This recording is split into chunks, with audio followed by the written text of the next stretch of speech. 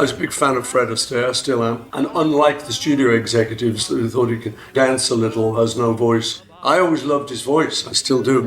And I actually use it often as an inspiration. I did an album of standards. And that sort of heaven, that little place for your voice, is a lovely place to sing from. It's not there, or there. It's sort of heaven. Why can't men say I love you to each other?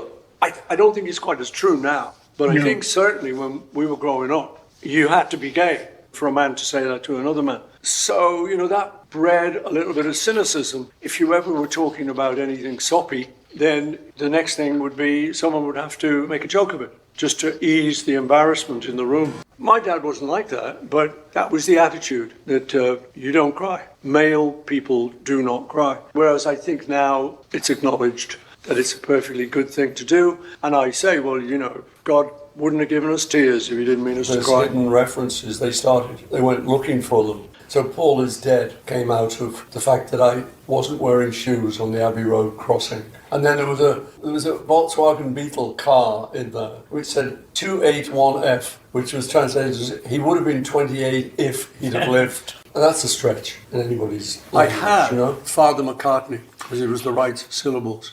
And I remember playing it, and he said, "That's great, Father McCartney." He loved it. I said, "No, I'm really not comfortable with it because it's my dad and my Father McCartney. Father McCartney, it's me. It's not. I don't want to be that personal with this." So we literally got the phone book out and went on from McCartney, Mackenzie. That's good. And then we had him working, but his work was darning his socks because he was sort of poor. I feel okay about admitting to the fact that, I wanted to look a bit bookish. I wanted to smoke a pipe on the top deck of a bus. I knew Ginsberg quite well, and he edited some of my poems. I certainly loved Jimmy. I certainly was one of the first people to see him in London, and it was mind-blowing, I was in a club late at night called the Bag of Nails, actually where I met Linda. You just go in there, and it was empty, and I just heard this sort of clunking, clicking, a little stage in the corner, and I heard a sort of of like a loud jack plug being plugged in, but a big amp. And then it was Jimmy and Noel and Mitch in the corner. No one had heard him. And he did his whole act for virtually no one in the club. He's doing all that stuff, and I'm just... The first minute, the first second, he starts singing and playing. Kind of me with a couple of friends, late night, hardly anyone in the club. I think that was a Friday night, and on the Tuesday night, the word had got out. And now the club was steaming and packed for this new god in town. So a lot of our things in the mix is just go for walkies, and guitar just decides to go over there for a while. But we always used to say, the lunatics were taking over the asylum. We got control of pretty much everything. Being a bit of a perfectionist, I would we'd sort of work out the song, and then I'd sort of run up into the control room and listen to the drum sound and sort of say to the engineer, "Can you make this a bit harder?" And I'd fuss and fuss till it was like, for Helter Skelter, till it was kind of quite raucous, and really just try and coach the engineers.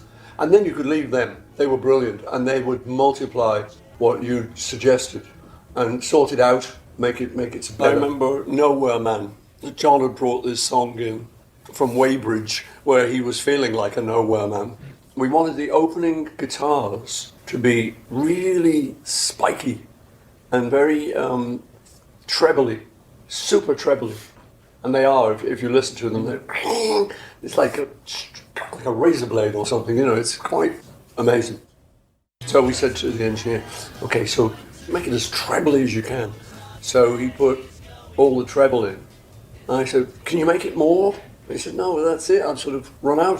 This is all the high mid and treble, and that's all I can do." I said, "Well, could you put it through another lot of EQ?"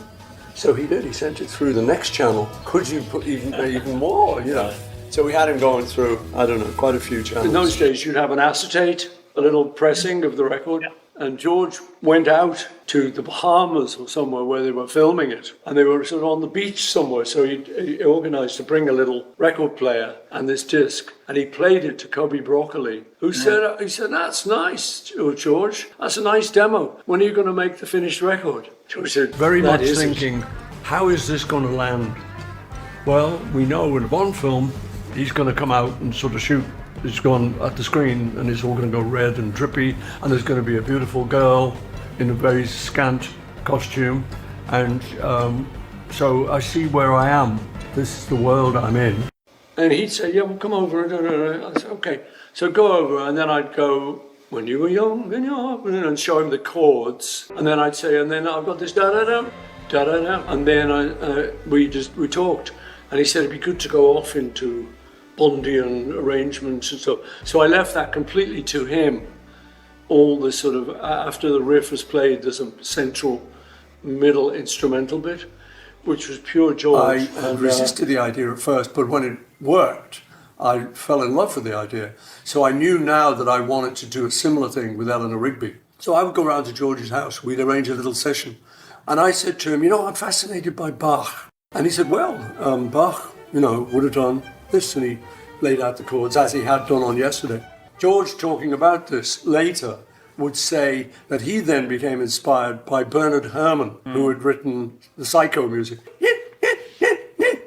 which was very dramatic. And he wanted to bring some of that into the arrangement. What I was seeing is like a film, just in my own imagination. I've got two protagonists that are lonely, she and then him. He's not you don't feel so sorry for him, but he's lonely. So you've got these two, so all the lonely people now becomes the chorus. Where do they belong? Where do they come from? Eleanor, I think, was always a fiction because we worked with Eleanor Brom. It took me a long time to think of Eleanor Rigby. I was wandering around waiting for the play to finish and saw this shop. It said Rigby.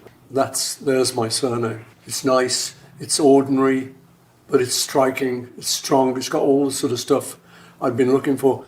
There is a grave up in Wilton Church where John and I wandered around endlessly talking about our future, and there is a grave there. I don't remember having seen that grave, but it's been suggested to me that, psychologically, I will have seen it. They plant themselves in your brain, and then I have to go to Bristol and see it and go, That was one of the good things about writing with John. He would often come in from another angle. So if I'm doing a song, it's getting better all the time. John might easily say it couldn't get no worse, which immediately opens the song right up. Okay. And that was one of the things I loved about working with him. He could have said, it's getting better all the time. Yes, indeed it is. I remember him saying to me, I worry about how people are going to remember me when I die. And it kind of shocked me. I said, okay, hold on, just hold it right there. People are going to think you were great. You've already done enough work to demonstrate that. So I was like, I was like his priest often. I'd have to say, my son, you're great. Don't worry about it, whatever. And he would take it, make him feel John's persona was very guarded, hopelessly guarded. That was where all his wit came from. It was, like so many comedians, it's to shield themselves against the world, And John, having had this very difficult upbringing where his father leaves home, then his uncle dies, and then his mother gets killed. By the time I knew him, he could be very sarcastic, but we all could. There would often be a very witty put-down. It wouldn't always be a put-down, but it was always a quick answer. And he trained himself to do that. It was kind of obvious that and that was one of the attractive things about it. We have pyrotechnics. It can get a little hot up there, yeah, I must say. But our pyrotechnics guy, in whom we trust, is called Shaky. And the thing I think I like most about it is that as we know the explosion's about to happen, the big first explosion, so we often look at the people, particularly in the front row, who are like blithely going along like live and then boom, oh! And it's great to just watch them. They look at each other and oh my God, and they're shocked. We did it in the early days and there was the explosion. And I suddenly noticed as we started it, there's like a 90-year-old woman, very old, in the front row. And I suddenly go, we're going to kill her. I can't stop the song, so you cover your ears, love. So it comes to it, and I kind of go, oh my God, I kind of look away, live, and then boom! And I look back to her thinking, God. And she is loving Roger Moore as James Bond 007 in Live and Let Die. It was always a sneaky ambition to write a Bond song, because in some ways I like to see myself, one portion of myself, as a jobbing writer. You know, you require a poem for the Queen's wedding, putting that aside. The equivalent of that for a lot of people was, and still is actually, the Bond song. It's you know, you've written the Bond song. It's a bit of an accolade. Well, I like it because I do the other way as well. I wouldn't like to just write to order, but I like saying, as I say, I'm a troubadour and I've got my little guitar and I'm in a field and I'm writing about the stream and the daffodils and the sunshine and whatever's occurring to me. I like that very much, and I think that's mainly what I do. But then occasionally something will come along. Well, someone, would you like to write for a film, a Bond film, for instance? And I will be, just kind of, I'm an enthusiast, so it'll just kind of excite me. Oh, could I do that? Oh, yeah, I'll have a go. And I nearly always agree to these things before I've really thought them out, because I'm an enthusiast. You know, I enjoy the process of trying to come up with something that will fit the brief. Some people just say don't like to do that. It can be a very big challenge. I like to think of it like that sometimes. My dad had sat me down as a kid and taught me and my brother the idea of harmony. I once performed at a talent competition with my brother Mike when I was 11, and we sang Bye Bye Love. Didn't win, obviously not talented enough for the Butlins crowd. My dad was self-taught, had learned, listened to things and could play them. You know, I said, Dad, teach me piano like you play it. He said, no, son. He said, I can't play. I said, you can't? I can hear you. He said, no, I can't play properly. You know, whilst I didn't rate it too much alongside, like, From Russia With Love, Goldfinger, which I thought were very Bondian. But a lot of people put it on their lists, put it top of the lists, actually, of Bond songs. So, and the interesting thing was that my kids went to school and they would say, my dad wrote that. I said, no, they didn't. It's Guns N' Roses. So nobody would ever believe them. But yeah, for a while it was just Guns N' Roses. But I was very happy that they'd done it. I always like people doing my songs. Well, I remember walking into the studio in Abbey Road and there being two speakers, one on the left, one on the right. Whereas there's always just been one in the middle. And we went, oh, you know. So we immediately were very thrilled because we assumed that meant it would be twice as loud. And George Martin patiently explained to us, no, chaps, it's a stereophonic sound. We thought it was there and it was available. We got into it. It was like a new toy. We thought of it in a different way than you do now. Now you just think it makes it more realistic, like listening to a band, and you get a surround feeling when you listen to it. We thought, no, well, if it's two speakers, we can have a thing wandering from one speaker to another. Our record guy, he knew somebody connected with the Bond franchise. And so one day we were just chatting and he said, you don't have any interest in doing a Bond film, do you? Yeah. I'd probably be interested, you know, not trying to look too enthusiastic. Yeah, I said, yeah, sure, I'll do that. So I just spent the afternoon just sitting down and making myself know what the book was about. So then I knew when I sat down to write the song, I knew what the idea would be. Now, you used to say live and let live, now you say live and let die. I didn't want it to be, so you got a gun, and now you go killing people, so live and let die. I just wanted it to be, let it go. Don't worry about it. When you've got problems and everything, just live and let die. Let it live and just let it go. And so once I had that, it kind of almost wrote itself. When you were young and your heart was an open book, you used to say live and let live. You did. But if this ever-changing world in which we live in makes you give in and cry, say live and let die. We knew that there were sort of daft Americans who read way too much into everything we did. That's okay, let them. But when Manson did it, when the Manson Association with the murders, then that was, oh, okay, this is no longer funny. This guy, because he really thought we were the four horsemen of the apocalypse. We were horrified to learn that, you know, that his song was Helter Skelter. Because, of course, you know, it was just sparked by this Tanzania quote that I'd read. I got blisters on my fingers!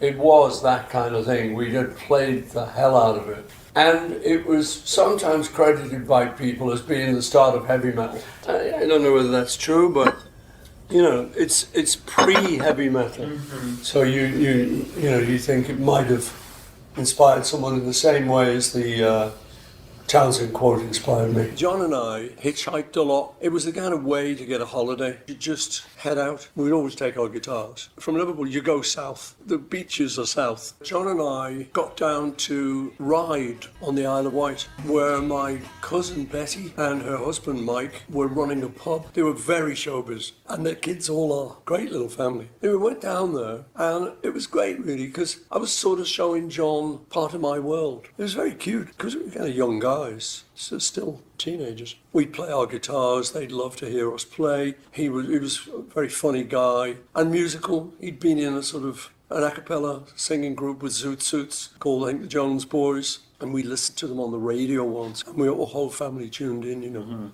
I collected clippings of them. It was very cute to now think of me and John in a bed, top and tail, and Betty and Mike coming in to tuck us in. It was so sweet, you know, so sort of innocent. I remember writing this song while I was waiting for John one day. I would go out to his house in Weybridge for a writing session, and he wasn't always up. So I would often have 20 minutes, half an hour while someone told him I was here, and he would get up. I remember sitting out by his swimming pool in his house in Weybridge, just a sort of golf suburb of London, and I had my guitar because I was ready for the writing session. So he sat out and started something, and it was here. And it just sort of went quite nice and smoothly, so that by the time I came to write with John, the time he deigned to get up and have his coffee, I would have something to go on. So then it was like, let me hear what you've done, and I'll show you what I've done. So that started us getting together. I was possibly the first person he'd met who'd said that to him. And so that was the start of our relationship. We decided to get together, normally at my house. My dad always left his pipe in the drawer, so we would take tea, fill the pipe with it, and smoke it. Tune up, have a ciggy, cup of tea, start playing some stuff, look for an idea. Nearly all of it was two guitars. And the joy of that was that I was left-handed, he was right-handed. So I was looking in a mirror, and he was looking in a mirror. Now I'm conscious that I don't have him. And, you know, often we'll sort of refer, well, John was sort of, this is too soppy. You know, yeah, he would have said, no, so I'll change it. You know, if anyone sort of asked me what was it like to work with John, the fact was it was easier. There were two minds at work. And that interplay was nothing short of miraculous. Morning, 007.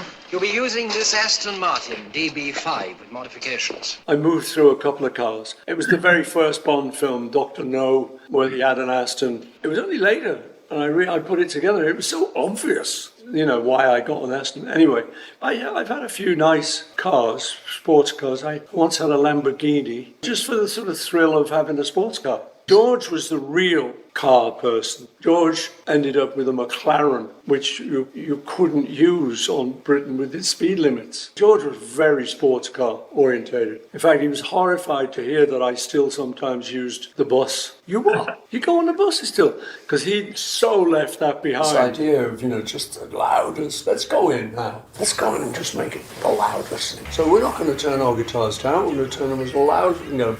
We're going to ask the engineer to be as loud and as dirty and give us distortion. The kind of thing that we eventually got on Revolution.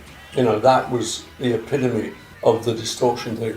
It's very much part of rock and roll, you know. Whereas orchestral music or dance band music would be trying to be pretty gentle and romantic. Rock and roll was kicking that over. It just killed me. I couldn't do it. When you go da da da da da da da da da, and you'd go da da da da da da, you go, I've heard better stuff than this on the radio. This is not great, but okay. I'm sure we have to start here. And then she said homework. Go home and learn what a crotchet and a quaver and thing is, and come back. So it was like, I got homework from school. I don't need your homework. Everyone in my generation, all of us groups, John, George, Paul and Ringo, Mick, Charlie, Keith, etc. I don't think any of us can read music. And now I will teach a kid how to play the piano, how we learned it. I will show them a couple of chords to get started on. And if they're musical, they're off. You get C, D minor, E minor, F, G, A minor, right there. That's like most of the Beatles songs. That's more than I sort of fell into the dream, feeling great, and woke up, still feeling great, and thinking, oh my God, and remembering the dream and remembering how she looked and how it felt and what she said. And I remembered particularly that she said the words, "Let it be." Because of this dream, I woke up and thought, that's a great subject for a song. And I will start it with my present circumstances. When I find myself in times of trouble, Mother Mary comes to me. It's just exactly what has just happened. First time I ever saw John Lennon, he got on the bus. Always managed to be a little bit older than me. I never caught up. So he was like this sort of slightly older guy with a sort of rocker hairdo, lots of grease, black jacket, sideburns, sideboards as we called them. Burns was American. And I just remember thinking, well, he's a cool guy. No idea who he is. What would happen was when I would talk to people, they'd sort of say, what are your hobbies? What do you like to do? Da, da, da. And inevitably I'd say, well, I've written a couple of songs. And they'd go, oh. And we'd pass that by and we'd carry on a conversation. When I met John, he said the fact that she was a nurse had meant that she'd been called to a lot of schools and she thought the Protestant schools' education was better. So she wanted the best education for her kids.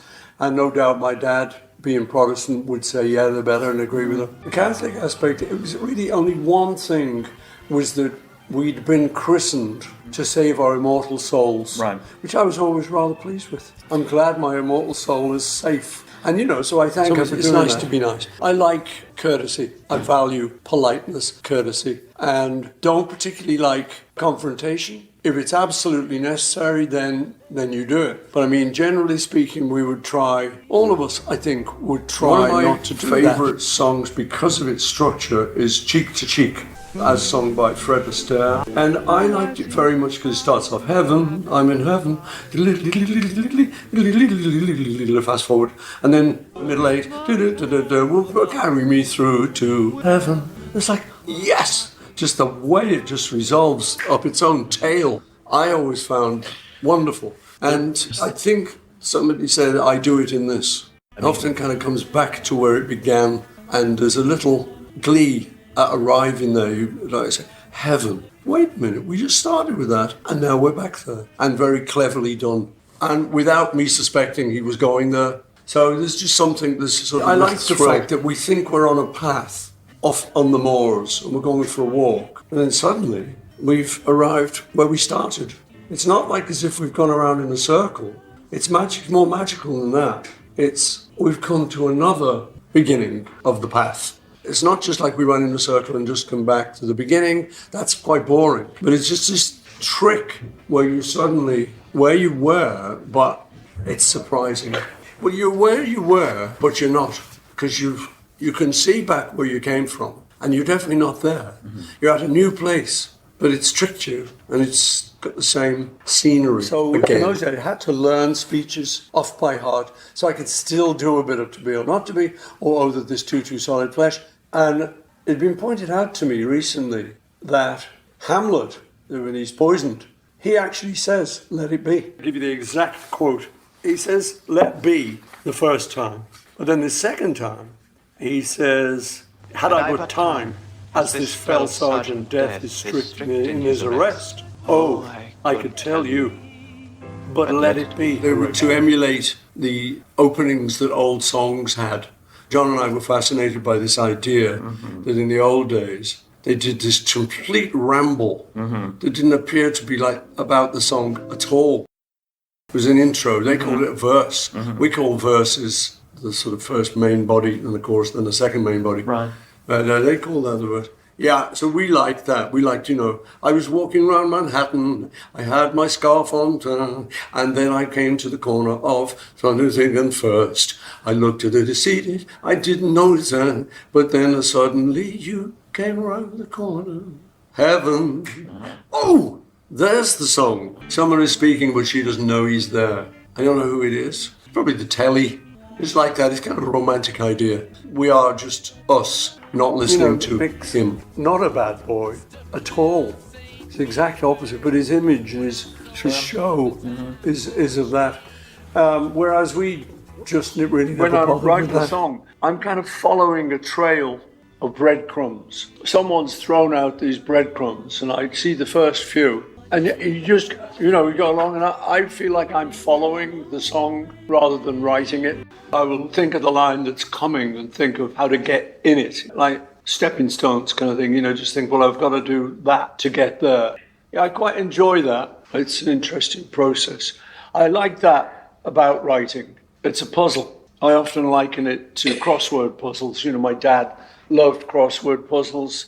If you put that together with that, and then you twist that word around, then you get that. Oh, and then the answer is I like that. the line, changing my life with a wave of a hand. I look at those kind of lyrics now and sort of think, where did that come from? What was it? Do I think of the Queen waving out of a royal carriage? Or, just my love can just do it by hardly doing anything, waving a hand, and oh my God, she's changed my life. It says a lot in a line. Even when you get lyrics like this, the purpose of the lyric is to support the song rather than be a lyric. So it's quite liberating. You can sort of just kind of experiment as you go along, So things slip out like they would in a session with a psychiatrist. I like it when that happens. I was interested that I was exposed to those words during a time when I was studying Shakespeare, so that years later the phrase appears to me in a dream when my mother sang it. Now, of course, I must realise that it's me saying it. I've through her that people, in listening to your song, may take a message away. So that if your song is a good message, love is all you need, then that's a good message to put out, rather than sympathy for whatever will be, will be. There were loads of songs that were about stuff, that were encouraging you to be good. And I think Que Sera, Sera is one of them. When I was a little girl, I asked my mother, what would I be? Will I be this? Will I be that? And the mother said, who knows? Que Sera, what will be, will be. But that's not what's your religion. I wouldn't just sort of say Christian, but I take Christian, Buddhist, Jewish. There are many great teachings in all the religions. Because it is a song of hope, about all people are going to sort of come together. You do think, is there ever going to be a time when people agree? And, realistically, you have to think, well, probably not. It's a beautiful dream. The more you push towards it, the more it may happen. Let it be. I want a brand new car, let it be. Knock it off, pack it in, let it be. Just don't bother, just let it be. As I called her Mother Mary rather than my Mom Mary, I think, I knew enough to know that, okay, we've got a sort of double meaning going here. I think you're aware of that when you write these things. But it was kind of good because it opens the song to a religious crowd who want to take it like that. So it gets performed by gospel. Yeah. So I imagined this lady, and I gave her a scenario, and she's picking up the rice in the church. So she's cleaning up in the church, which immediately sort of puts her in a social position and gives us an idea that there might be a little bit of poignancy with this rice, and it's not for her. It was where a wedding had been. And then she waits at the window and facing a jar by the door. My mum's favourite was Nivea, and I love it to this day. So she's wearing the face she keeps in a jar by the door.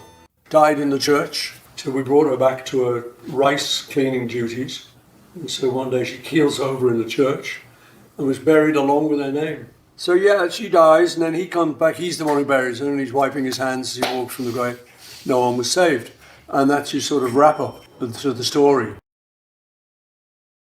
First time I ever saw John Lennon, he got on the bus. Always managed to be a little bit older than me. I never caught up. So he was like this sort of slightly older guy with a sort of rocker hairdo, lots of grease, black jacket, sideburns, sideboards as we called them. Burns was American. And I just remember thinking, well, he's a cool guy. No idea who he is. What would happen was when I would talk to people, they'd sort of say, what are your hobbies? What do you like to do? And inevitably I'd say, man, I've written a couple of songs. And they'd go, oh. And we'd pass that by and we'd carry on a conversation. When I met John, he said, oh, so have I. John's persona was very guarded, hopelessly guarded. That was where all his wit came from. It was, like so many comedians, it's to shield themselves against the world, And John, having had this very difficult upbringing where his father leaves home, then his uncle dies, and then his mother gets killed, by the time I knew him, he could be very sarcastic, but we all could. You know, there would often be a very witty put down. It wouldn't always be a put down, but it was always a quick answer. And he trained himself to do that. It was kind of obvious that and that was one of the attractive things about him. John and I hitchhiked a lot. It was the kind of way to get a holiday. You just head out. We'd always take our guitars. From Liverpool, you go south. The beaches are south. John and I got down to Ryde on the Isle of Wight, where my cousin Betty and her husband Mike were running a pub. They were very showbiz, and their kids all are. Great little family. We went down there, and it was great, really, because I was sort of showing John part of my world. It was very cute, because we were kind of young guys, so still teenagers. We'd play our guitars, they'd love to hear us play. He was a very funny guy and musical. He'd been in a sort of an a cappella singing group with Zoot Suits called, I think, the Jones Boys. And we listened to them on the radio once, and we were whole family tuned in, you know. Mm-hmm. I collected clippings of them. It was very cute to now think of me and John in a bed, top and tail, and Betty and Mike coming in to tuck us in. It was so sweet, you know, so sort of innocent. That was one of the good things about writing with John. He would often come in from another angle. So if I'm doing a song, it's getting better all the time. John might easily say it couldn't get no worse, which immediately opens the song right up. Okay. And that was one of the things I loved about working with him. He could have said it's getting better all the time. Yes, indeed it is. Why can't men say I love you to each other? I don't think it's quite as true now, but I think certainly when we were growing up, you had to be gay for a man to say that to another man. So, you know, that bred a little bit of cynicism. If you ever were talking about anything soppy, then the next thing would be someone would have to make a joke of it, just to ease the embarrassment in the room. My dad wasn't like that, but that was the attitude, that you don't cry. Male people do not cry. Whereas I think now it's acknowledged that it's a perfectly good thing to do. And I say, well, you know, God wouldn't have given us tears if he didn't mean us to cry. So then it was like, let me hear what you've done, and I'll show you what I've done. So that started us getting together. I was possibly the first person he'd met who'd said that to him. And so that was the start of our relationship. We decided to get together, normally at my house. My dad always left his pipe in the drawer, so we would take tea, fill the pipe with it and smoke it, tune up, have a ciggy, cup of tea, start playing some stuff, look for an idea. Nearly all of it was two guitars. And the joy of that was that I was left-handed, he was right-handed. So I was looking in a mirror and he was looking in a mirror. Now I'm conscious that I don't have him. And, you know, often we'll sort of refer, well, John was sort of, this is too soppy. You know, yeah, he would have said, no, so I'll change it. You know, if anyone sort of asked me what was it like to work with John, the fact was it was easier. There were two minds at work. And that interplay was nothing short of miraculous. And I remember him saying to me, oh, you know, I worry about how people are going to remember me when I die. And it kind of shocked me. I said, okay, hold on, just hold it right there. People are going to think you were great. You've already done enough work to demonstrate that. So I was like, I was like his priest often. You know, I'd have to say, my son, you're great. Don't worry about it, you know, whatever. And he would take it. It would make him feel better.